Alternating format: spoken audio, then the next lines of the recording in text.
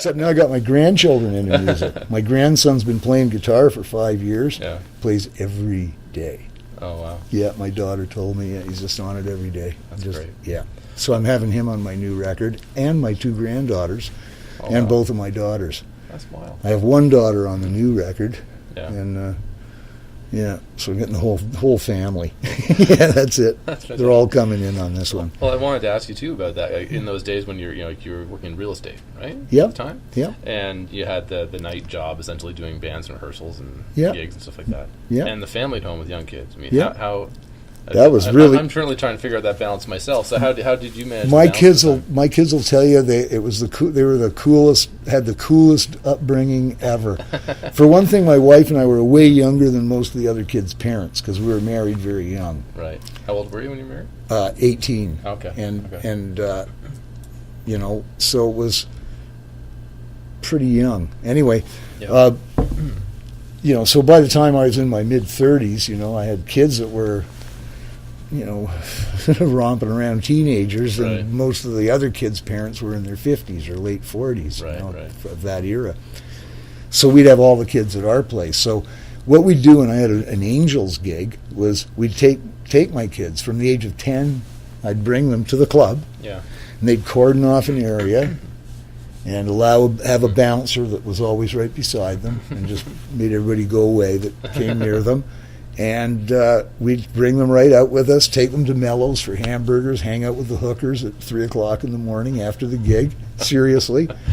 And we'd always bring 1 or 2 of their friends, too, Right. so they'd have company during the night. And they just loved It's it. a hell of a sleepover. Oh, yeah. And then, of course, they'd have a sleepover because we'd get home at like 4 in the morning, And Now, did the kids get to come by more than once? Or did the Oh, other yeah. parents get involved? Oh no, we did this. I couldn't tell you how many times. Yeah. It happened a lot. It was better than getting a babysitter, and Yeah. the kids have a riot. And it was safe, and it was. We could only do it in clubs that actually serve food as well, Right. because then they were licensed such that we could do that. As long as the kids didn't go near any alcohol, we were fine. Right.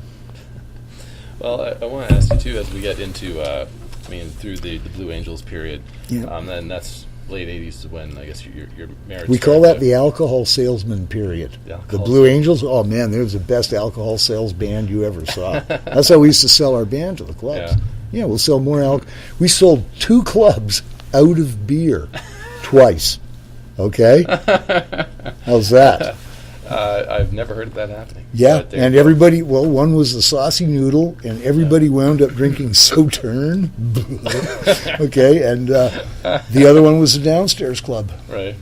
Mexicali Roses on Rito Street. Right. Right around the corner from Again, right, all in the neighborhood. Yeah. In that period too is when but you end up being divorced around 89, 90. Yep. Is that right? Yep. And that kind of led you into the next phase of your life where it Yep. was pretty dark.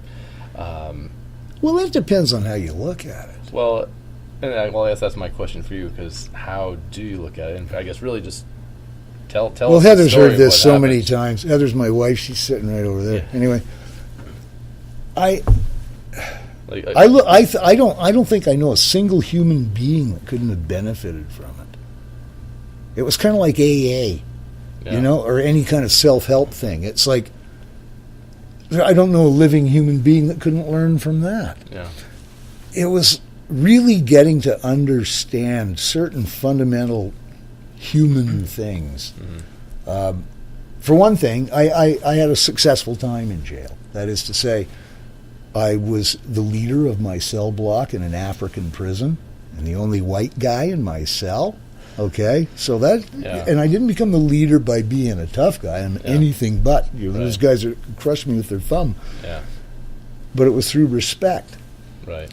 And learning what's fundamentally important. For one thing, your space this isn't your space. No, your friggin' space ends right there. And watch where you stick it. Right. Okay? Because it's there it can be fatal.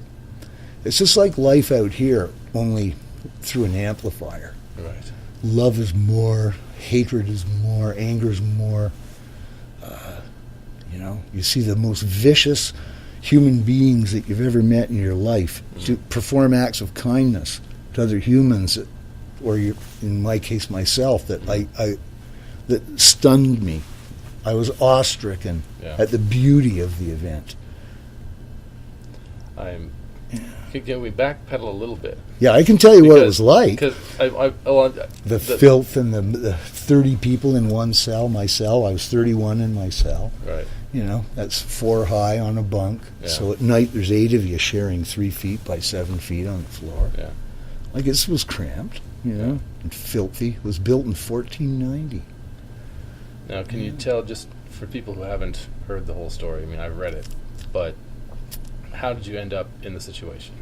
I was traveling over in Europe with a friend of mine, and there was dope stashed in the walls of the van, and I got raked into the. His doing. Essentially, he was. Well, he was party to it with a number of other people. Yeah. And and I wound up being the patsy. The 2 of us wound up being the patsies for this thing. Yeah. And that was it. Yeah. And I know you were stuck in Northern Africa for almost 2 years. 3 years nearly. Yeah. Or no, how long was it? 2 years. Yeah, 2 years. Yeah. Yeah. It was like really. I've never seen anything really depicted in a movie that was as bad. Yeah. To look at or experience, smell, feel the heat. Oh God, it was Africa. Yeah. Yeah. And then the cold. Yeah. It's like you had it all, you know. Yeah. And it was very ancient. Never had anything done to improve or clean it really, other than what the inmates themselves struggled the best they could to keep clean. Right. And it was great. Like, everybody managed to, you know, rally on that point. It's not. There's so many things that you learn. I learned from that. I learned what's important. You know, it's fuel. Get over it. Yeah. You know. Yeah. You know, like I lived on so little food for so long, and felt great. I was fine. Yeah. You know, I was healthier than I am now, and I basically lived on sardines and olives. Yeah, I'm amazed just hearing your description, because I can only imagine. Well, I can't imagine the situation, obviously, but I mean, for all intents and purposes, you're kind of average Joe guy. You know, you've got a band, you've got a family, you've got career. Job. You're on vacation and had a house and kids and a wife, or not a wife, but I had. Right. Well, I did actually. I had a girlfriend and all that stuff. Yeah. But you're an average guy on vacation essentially, and then boom, you're in this insane situation. Yeah. And you're telling me now that in the moment. Yeah.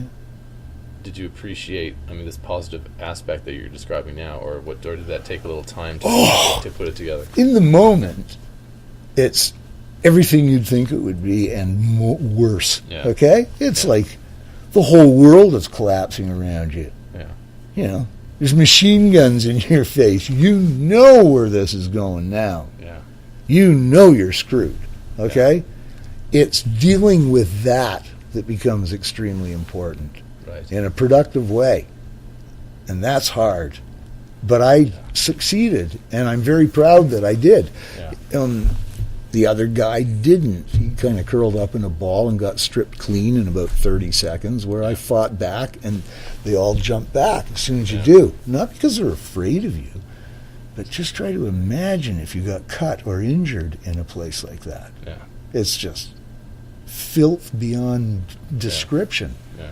You know, I've been watching these shows on TV, Locked Up Abroad, and right.